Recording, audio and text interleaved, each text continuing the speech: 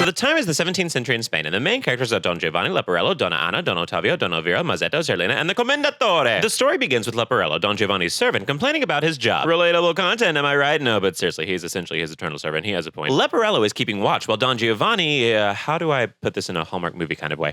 He tries to hug Donna Anna in a legal voting age kind of way. Her father, the Commendatore, is pissed and challenges him to a duel. But unfortunately for him, Don G has what we call plot armor, so he can't die yet. So rip Commendatore, your run was valiant yet short. Donna Anna's fiance, Don Ottavio, shows up, and Donna Anna says, well, he took my dad, you have to kill him. Wait, that's like a big ask. Do I really have to? Yes. Oh, okay. Don G then hears another woman, Donna Elvira, mourning her former lover. He tries to seduce her, only to find out that he was in fact the former lover. Leporello then informs her that this is to be expected, as he has given an adult hug to over 2,000 women. You know what they say, boys will be trash. Trash. This is absolute trash behavior. I cannot abide by this. The pair then arrives to Zerlina and Mazzetto's wedding, where you guessed it, Don Giovanni is attracted to Zerlina. And he actually almost seduces her before Elvira shows up and says, not today, Hobag, and takes Zerlina with her. It's at this point that I should note that a lot happens at this wedding, but if I went into high detail for this opera, we'd be here all day, so like buy a ticket once this video's done, okay? Deal? So Don G decides to host the wedding party at his place as an attempt to adult hug Zerlina yet again.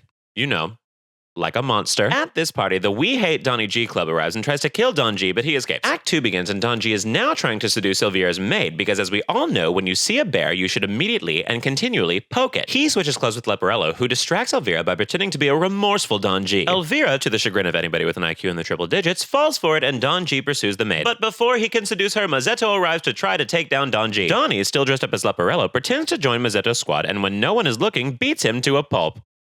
Y'all probably already know this, but like we're not rooting for Don G in this story, right? Like we both know this. As they escape, Don G and Leporello come across the burial statue of the Commendatore, the base of which basically has inscribed, the guy that killed me is about to catch these hands. Don G thinks nothing of it and invites the statue to dinner. A bit quirky if you ask me, but also I have a degree in this art form, so who am I to judge? Don G and Leporello then have a luxurious meal when... Surprise, surprise! The statue of the Commendatore actually shows up to the dinner and says, hey, thanks for the invite. Want to come to my dinner as a thank you?